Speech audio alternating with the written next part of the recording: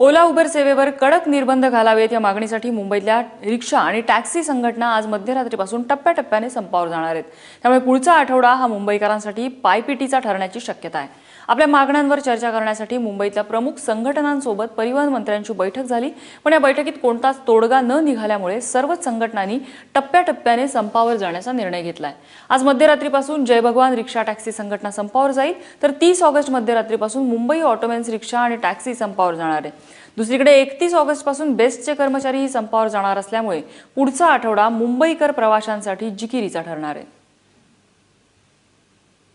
सरकारच्या भूमिकेमुळेच मुंबईकरांना हा त्रास होणार आहे आणि सरकारने सर्व टॅक्सी चालक आणि ऑटो रिक्षा चालक, साधारणतः 15 लाख ऑटो रिक्षा चालक मालक आहेत पूर्ण महाराष्ट्रामध्ये, त्यांच्या हिताचा निर्णय लवकरात लवकर घेतला पाहिजे। ओला उबेर संदर्भाची भूमिका आपण मांडली होती, त्यावर आयुक्तांनी काय उत्तर दिलं? काही उत्तर दिलं नाही, फक्त उडवाउडवीची उत्तरं दिलीत आणि स्वतःचे प्रश्न हे केंद्राच्या दालनात टाकून ठेवलेले आहेत।